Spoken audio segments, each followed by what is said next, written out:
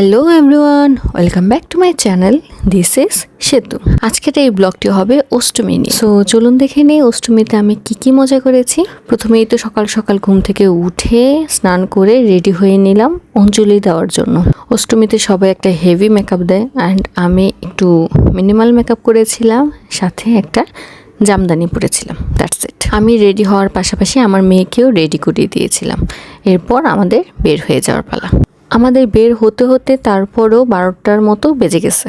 ভেবেছিলাম সব কিছু মিলিয়ে 11:30 11:15টার মধ্যে বাসা থেকে বের হয়ে যাব, বাট ওই যে আমরা মেয়ে একটু লেট হয়ে যায়, সেজন্য বের হতে হতে 12টা বেজে গেছে। অষ্টমীর দিন নর্মালি আমি আমার শ্বশুরবাড়ির মানুষদের সাথেই অঞ্জলি নিয়ে থাকি, বাট এইবার আমি আমার বাবার বাড়ির মানুষদের সাথে অঞ্জলি নিয়েছিলাম, এবং সেটাও নারায়ণগঞ্জ। আর এইখানে অঞ্জলি নেওয়ার আরেকটা রিজনও ছিল আমার, সেটা আপনাদের সাথে একটু পরেই শেয়ার করছি।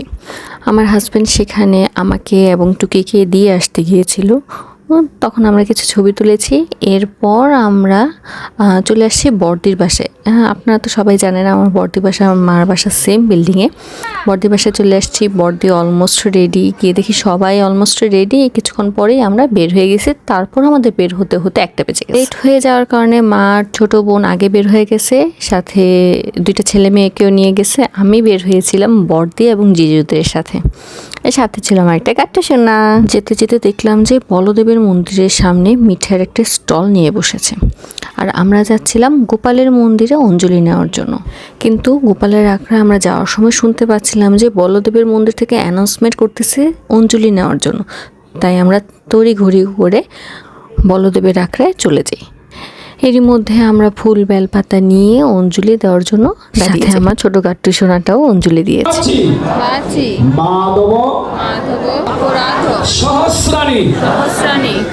অঞ্জলি শেষে ফুল বেলপাতা দিয়ে এরপর আমরা প্রণাম মন্ত্র বলবো। অবশেষে 30 মিনিট ধরে অঞ্জলি নিয়ে এরপর আমরা একদম ঘেমে টেমে বের হয়েছি। তাদের এখানে একটা ভালো দিক কি ছিল, তারা শরবতের আয়োজন করছে। যাই হোক, সবাই মিলে আমরা একটু শরবত খেলাম। এরপর আমরা ফটো সেশনের জন্য চলে যাচ্ছিলাম। যদিও সেখানে প্রচণ্ড লেভেলের ভিড় ছিল, তারপর আমরা সেগুলো উপেক্ষা করে ফটো সেশন করেছি। কিন্তু মার সাথে কোনো ছবি নেই মন্দিরে। এরপরে আমরা চলে যাই আমাদের নেক্সট ডেস্টিনেশনে, যেটার জন্যই আজকে মেনলি আমার এখানে অঞ্জলিটা নেওয়া। আর সেখানে যেতে যেতে প্রচণ্ড লেভেলে বৃষ্টি শুরু হয়ে গিয়েছিল, কিন্তু আমরা তেমন একটা বৃষ্টি পাইনি। অ্যান্ড আমরা গিয়েছিলাম হচ্ছে মেরিডিয়ান লঞ্চে। এইটার ভিতরের ইন্টেরিয়রটা খুবই ভালো ছিল। আমার কাছে এটা সেরকমভাবে কোনো ক্লিপস নেই, আমরা জাস্ট আমাদের ছবি ভিডিও ক্লিপস নিয়েছি, দ্যাটস ইট। বাট এটার অনেক ফটোজেনিক কর্নার আছে, সেটা বলতে হবে।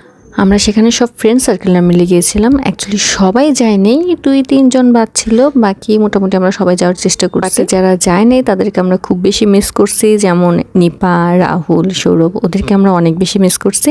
বাট আমরা যারা গিয়েছিলাম তারাও অনেক বেশি মজা করছি। এবং আমার একটা ফ্রেন্ড আছে যেখানে কুমিল্লা থেকে আসছে, জয়, ওকে তো অনেক বেশি থ্যাংক ইউ এত দূর থেকে আসার জন্য। আমরা প্রথমে কিছু ফটো তুলে দেন অর্ডার দিয়ে দিই, এরপরে খাওয়া দাওয়া করে কিছুক্ষণ আরও সেখানে সময় কাটাই, কিছুক্ষণ আরও পিক নেই। দেন আমরা ফার্স্ট ফ্লোরে বসেছিলাম।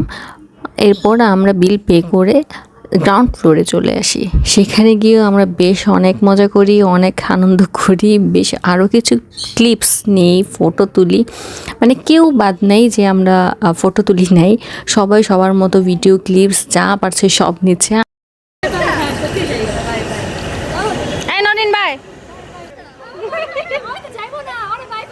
অ্যাকচুয়ালি আমাদের দেখা করার কোনো টাইম শিডিউল থাকে না। দেখা যায় যে 1 মাস পরপর দেখা হয়, আবার দেখা যায় যে 2-3 মাস পরপর দেখা হয় সবাই মিলে। বাট যখনই দেখা হয় ইট ওয়াজ দ্য বেস্ট টাইম। সবাইকে বাই বলে আমরাও বের হয়ে যাই, এবং বের হয়ে দেখি যে সেই জায়গাটা একটা মিনি কক্সবাজারে পরিণত হয়ে গেছে।